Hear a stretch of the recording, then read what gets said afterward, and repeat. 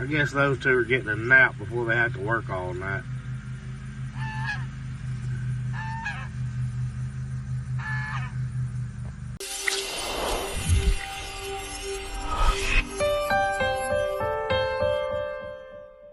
Hey guys, it's Nick with Chestnut Hills Farmstead. Part of being on a farm is maintaining your equipment. Now sometimes you have a little extra to do when you have kids or a Zoe. Let me show you what they've done now.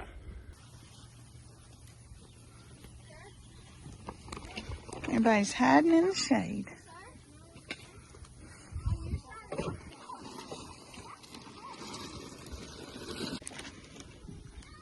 Fancy, are you being a goat?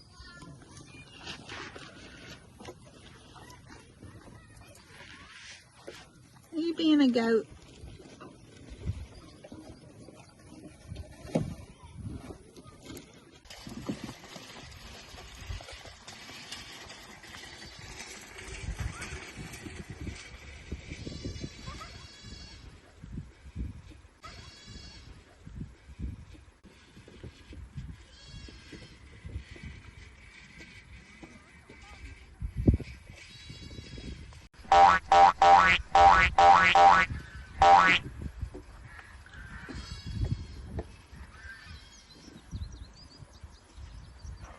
So while they're finishing feeding chores, we've got a little something to take care of, maintenance-wise. And I have my speed jack out here to help me. This is a lot quicker than jacking it up. I'm gonna put a strap on there just for safety purposes and change these blades out. And I'm gonna show you why I have to change these blades out. So this is what we're dealing with on one side. We've got a little bit of a bend on that end, a worse bend on that end. The middle one is bent. That end's broken. The right side doesn't look so bad over there. We've got barbed wire wrapped around this one. Something wrapped around the hub of that one. I have no idea what. So we're going to get the blades changed out, get all this greased. I got to admit, the blades are a little longer than what she left them last time. So it's not quite as bad as I thought. I knew they were in bad shape, but hey, that's almost a full blade. Last time, all three of them were broken about here and here. So we had that much gone off of them. She did leave me more blade than she did last time.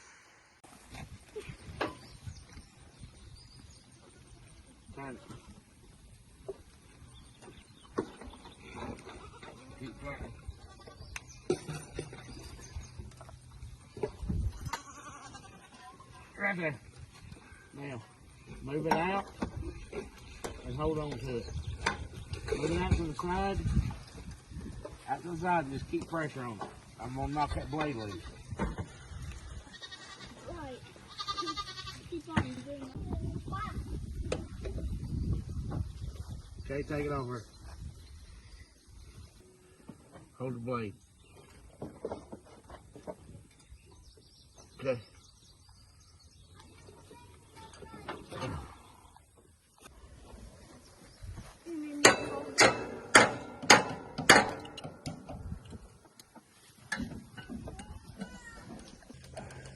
Go find that piece of wood. Like wood or stick? Huh? Like wood? Wood. I got two. A skinny one or this? That.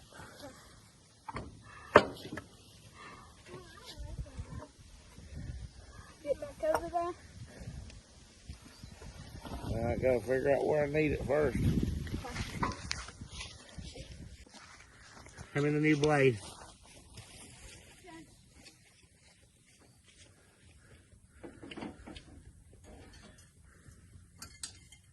That was wrapped around the middle.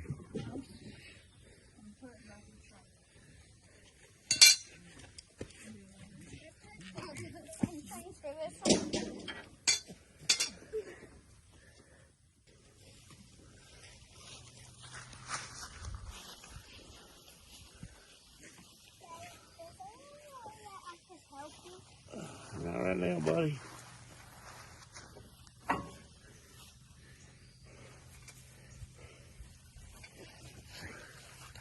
This is what Mama had around the other one. Oh, that's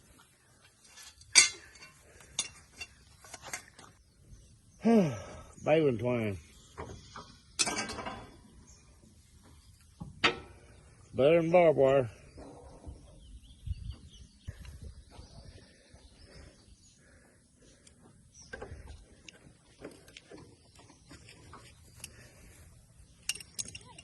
All right.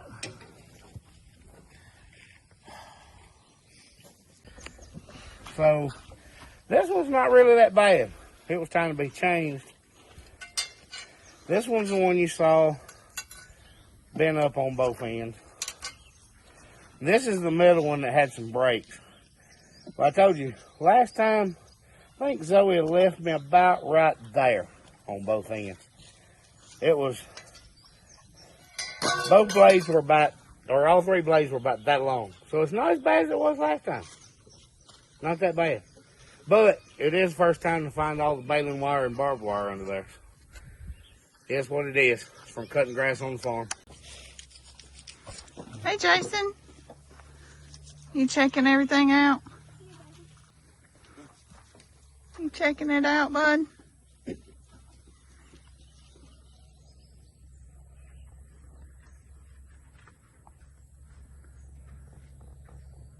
He's gonna have a really long tail before long. He's already got several eyes on it.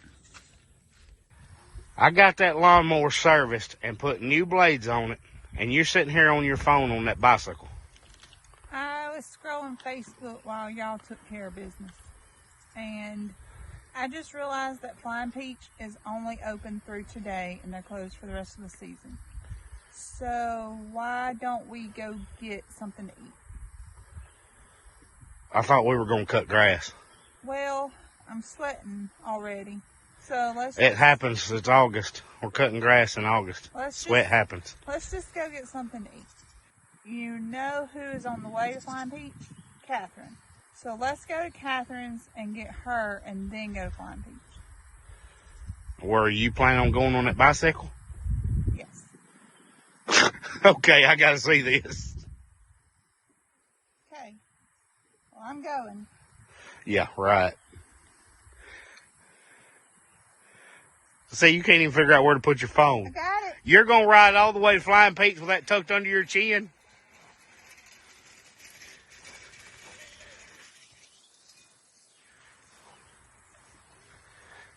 Zoe, are you serious?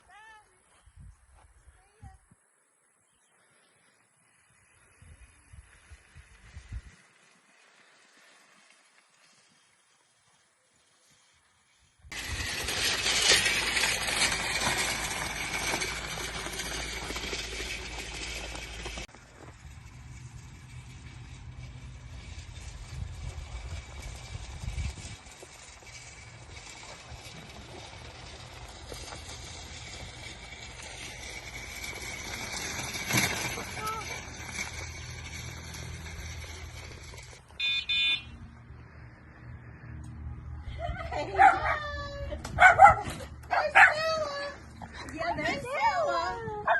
Hey, I love you. Hey, Stella. She's so excited. Listen, today is Flying Peach's last day open. They're closing for the season. So, would you like to go grab lunch? Let's go get something. Yeah, let's do. My phone's gonna ring. Let's go grab some lunch at the Flying Peach. You know what? I should turn mine on now. Ready? I don't think so. All right, let's go.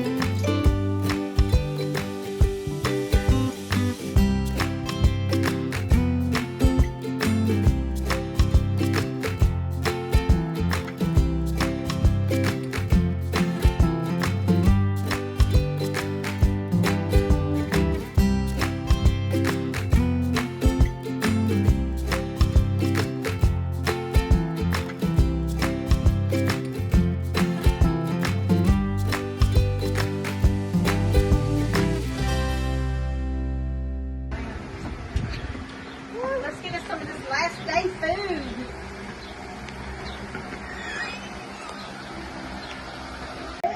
All right, that's a good idea.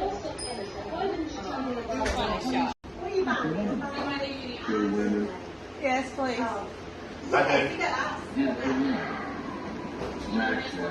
I do. Zoe, you wanted ice? 30. Actually, closer to 25. I need to Dry streets. Look at that. Barbecue sandwich. He's got a loaded barbecue sandwich. I just got a cheeseburger. Nick got a cheeseburger, and I got a half nachos with pickled onions. That's a good way to close out their season, right?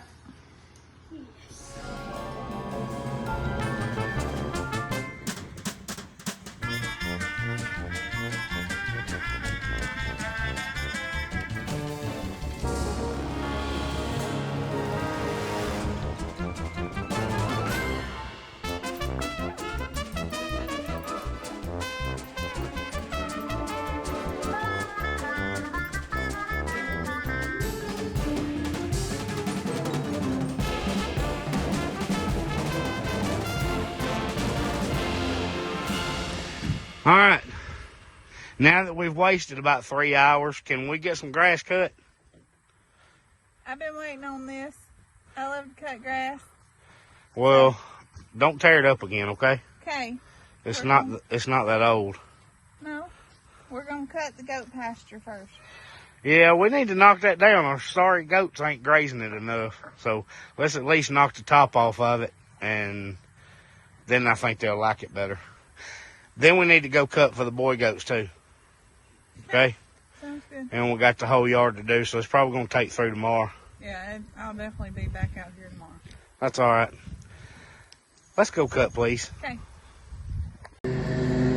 Zoe's about halfway done. Look how thick that is. Well, she's a little over halfway.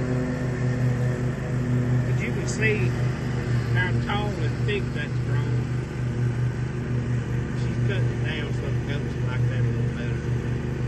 Plus it just makes it look better. And they're getting up in that part she's already cut.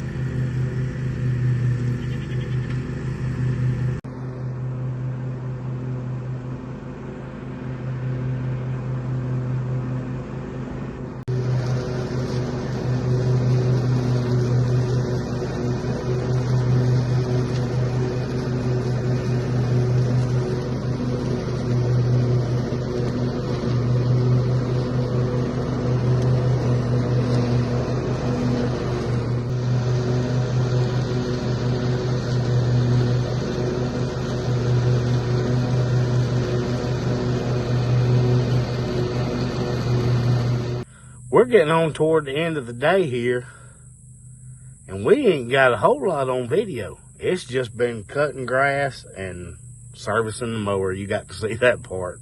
Good grief. Made the lunch run, or not really lunch, mid-afternoon run to Flying Peach.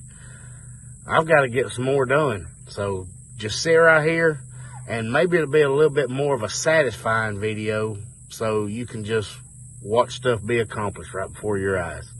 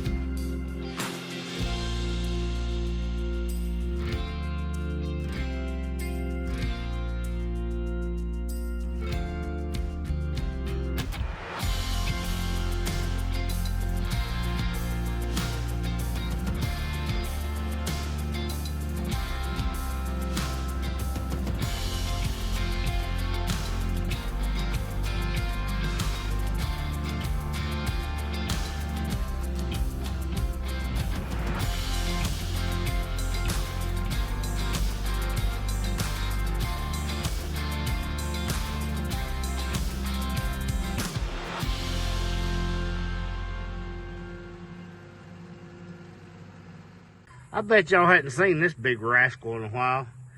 You almost think he's Holly, but he's not Holly. That's Hoss, the baby we got from Eddie's. He's been in the mud, probably cooling off a little bit, but he got that long tail. Hoss! Hoss! He's really good at ignoring you. Now that you've seen all that, you may be wondering, Nick, why did you let that get so far out of hand? Well, that was actually planned that way.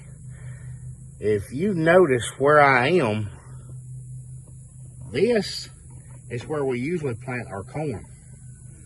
And you can see that that was tilled. And the rows cut in. Well, we had several questions about why I didn't plant corn this year. And this may sound a little kooky to you or just cliche farmer talk, but I didn't like the way the dirt looked. Well, let's chat about that a minute. What in the world do I mean by I didn't like the way the dirt looked? Well, I came down here with full intentions of planting my corn like I did last year. And I tilled the ground, cut my rows in, and I looked, and it just looked a little pale to me. It didn't look like it had the nutrients I wanted it to have.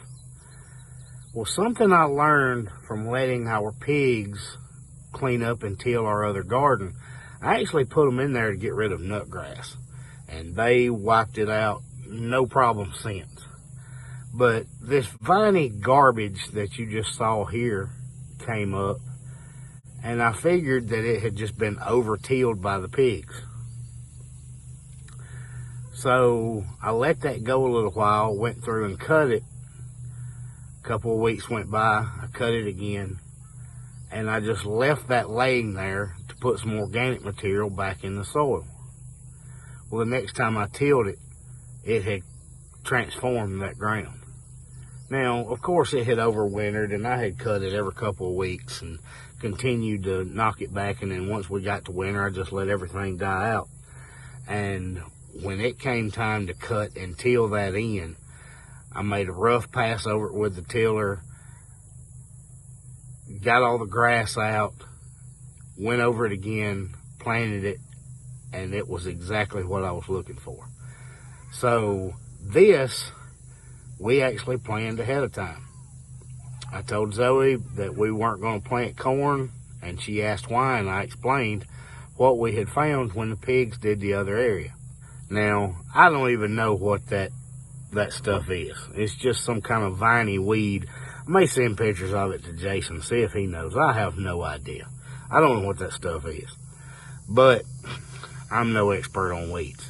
All I know is what it did for my farm. Now, there may be a lot of people don't agree with letting it go to weeds like that, and I don't care whether they agree or not. I know what worked on this place. Take a look. This whole farm was nothing but blackberries and weeds. And I've done basically that over this whole place.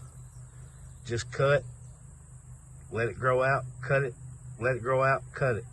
And just continue to leave that in the ground and let it just serve as mulch. Let it decompose and die right there and basically just compost. Now granted, it's not ratioed mix of brown matter, green matter, and all that stuff that you are composting. It's basically just mulching it. Letting it die there, and what's under it will compost. When you go through and pick up that grass that's gotten so thick and died in there, the ground is staying wet and you're starting to build nutrients, which is exactly what we're looking for. So this particular part of ground, I decided to let it grow.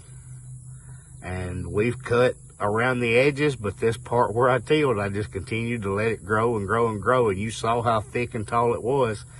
Now I've mowed it down. In a couple of weeks, I'll do it again. A couple of weeks after that, we'll do it some more. And we should be getting into fall by then. And we'll just let it die out, and we'll see what this looks like by next spring. I can guarantee you what it's going to look like. it's going to look like the rest of this. The only problem is that things have been planted here over and over and over, and it needs a good cover crop on it. So we're going to look into that for this fall for this area, and our top garden where the peas and beans have been. We're probably going to cover crop those this fall, get something that puts nitrogen back in the ground, and we're going to continue to cut until then, and then we'll plant something there and continue to build this soil.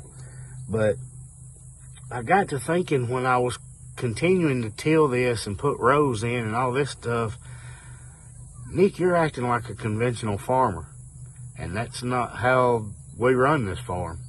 I had just reverted back to doing the same thing on the same piece of ground over and over, and sometimes you got to do something to let it heal. So that's what we did.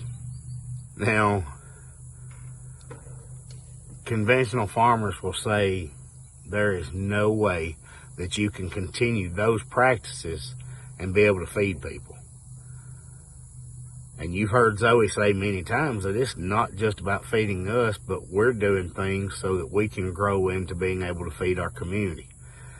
Well, I thought that way too 5-6 years ago. And then I ran across this lunatic farmer, Joel Salatin, and I started doing some of the things that he was doing. I listened to him and I'm like, this guy's lost his mind, but everything he says makes sense. So I'm not sure if I've lost my mind or if I'm just starting to think a little bit differently. Well, unfortunately, I had slid back into that with this piece. We've continued to rotate animals around and do all sorts of things. I would love to have the pigs back when we get moved here because they do a lot of work on the farm. Besides just providing meat, they do a lot of work. And we have continued those processes and done a lot of good things here. But even though we don't have the pigs right now, we've continued to rotate our other animals. We're going to build our chicken flock back up. We've just kind of let that pass. Some of our chickens were getting a little older and we didn't slaughter them. We just let them age out, and our chicken numbers are way down just because we haven't replenished those. We were doing the broilers and trying to get a lot of other projects done instead of putting money into chickens. But we're going to get back to rotating chickens through because a lot of this green grass and a lot of this soil was built by birds. And geese and ducks are about the best you can rotate across a pasture. So we still have some of our geese. We don't have any ducks right now after the tragic events of them being visited by stray dogs. We haven't replaced them yet. But since we do have the fenced in area for them now, we can start putting more ducks and geese back in there because they have a safe area, and Holly and Hoss are taking care of that now. But we're getting back to the way we were originally operating, and I had failed this particular piece of ground. So I did something to fix that. Well, guys, I hope you enjoyed our little adventure today, and the explanation I gave you as to why we're doing some of the things we're doing. It takes some time, it takes some planning, but you can always build good ground wherever you are. And you don't have to have 40 acres. You can do this on a couple of acres.